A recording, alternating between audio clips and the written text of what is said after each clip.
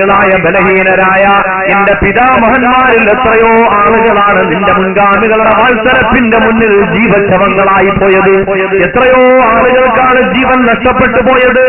എത്രയെത്ര അമ്പലങ്ങളാണ് തകർത്ത് തരിപ്പണമാക്കപ്പെട്ടത്. ഞങ്ങളുടെ എത്രയോ ദേവാലയങ്ങളാണ്, ക്ഷേത്രങ്ങളാണ് തകർത്ത് തരിപ്പണമാക്കപ്പെട്ടത്.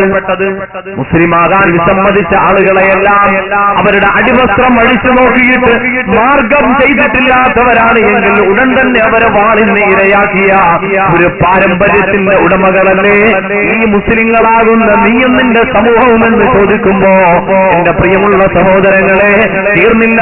സുനിൽ കുമാർ എന്ന് പറയുന്ന 12 കൊല്ലക്കാലം ഒരുമിച്ച് ഒരേ ബെഞ്ചിലിരുന്ന് തന്നോടൊപ്പം സൗഹൃദം പങ്കുവെച്ചുകൊണ്ട് വിദ്യാഭ്യാസത്തിലും അതുപോലെ ജീവിതത്തിന്റെ നിഖില മേഖലകളിലും 12 കൊല്ലക്കാലത്തെ ഓരോ വിഷയങ്ങളിലും ഒരുമിച്ച് സുഖദുഃഖങ്ങൾ പങ്കുവെച്ചിരുന്ന മറ്റൊരു വിശ്വാസത്തിന്റെ ഉടമയായ തന്റെ സഹോദരന് ഇസ്ലാമിക സമൂഹത്തെക്കുറിച്ചുള്ള തെറ്റിദ്ധാരണയുടെ പേരിൽ എത്രത്തോളം അകന്നു പോയിരിക്കുന്നുവെന്നാൽ ആ സുനിൽകുമാർ എന്ന സഹോദരൻ പറയുകയാണ്, നിജാസെ നിങ്ങളുടെ ആളുകൾ എവിടെയെല്ലാം കൂടുന്നുണ്ടോ, വെള്ളിയാഴ്ചകളിൽ നിങ്ങൾ പള്ളിയിൽ കൂടുന്നതെന്തിനാ?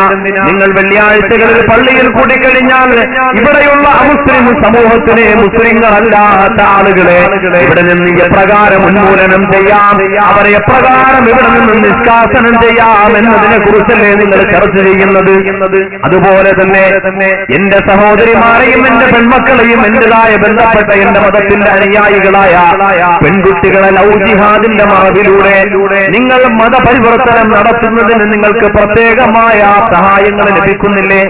ഒരു പെൺകുട്ടിയെ തന്ത്രപരമായി ആസൂത്രിതമായ മതപരിവർത്തനം നടത്തുമ്പോ നിങ്ങൾക്ക് 10,000 രൂപ, അതുപോലൊരു 2 വീലർ, ഇതുപോലെ മതപരിവർത്തനം നടത്താനുള്ള പ്രത്യേകമായ കേന്ദ്രങ്ങൾ, ഇങ്ങനെ എല്ലാ നിലയിലും മുസ്ലിങ്ങളല്ലാത്ത ഒരു വിശ്വാസിക്കും ഇവിടെ ജീവിക്കാൻ കഴിയാത്ത അവസ്ഥയിൽ ഈ രാജ്യത്തിനെ തകിടം മറിച്ചുകൊണ്ട് ഒരു ഭീകര വിധ്വംസക രാജ്യം കെട്ടിപ്പടുക്കുന്നതിന് വേണ്ടിയല്ലേ നിങ്ങൾ ഇവിടെ ശ്രമിച്ചുകൊണ്ടിരിക്കുന്നത് എന്ന് 12 കൊല്ലക്കാലം ഒരുമിച്ച് കളിച്ചു വളർന്ന, ഒരുമിച്ച് സുഖദുഃഖങ്ങൾ പങ്കുവെച്ചുകൊണ്ട് വളർന്ന ഒരു സുഹൃത്ത് തന്റെ മുസ്ലിമായ ഒരു സഹോദരനോട് പറയുമ്പോ എന്റെ ശബ്ദം ശ്രവിക്കാൻ ഈ ജവാൻ മുക്കിൽ ഒരുമിച്ച് കൂടിയ സഹോദരങ്ങളെ, എന്റെ പ്രിയമുള്ള ഇതര മതങ്ങളിൽ വിശ്വസിക്കുന്ന സഹോദരങ്ങളെ, നാം തെറ്റിദ്ധാരണയുടെ ലോകത്തിലാണ്, തെറ്റിദ്ധാരണയുടെ ലോകത്തിലാണ്. യാഥാർത്ഥ്യങ്ങൾ എന്താണെന്ന് നമ്മൾ തിരിച്ചറിയണം.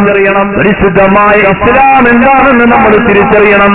ലോകത്ത് ഇന്ന് ഇസ്ലാമിനെ പഠിപ്പിക്കുന്ന ആളുകൾ പഠിപ്പിക്കുന്നത് ശരിയാണോ? അതല്ല ഇസ്ലാം എന്ന് പറഞ്ഞാൽ ഈ പറയപ്പെടുന്നതായ ദുർവ്യാഖ്യാനങ്ങളുടെ തത്വശാസ്ത്രമാണോ ഇസ്ലാം?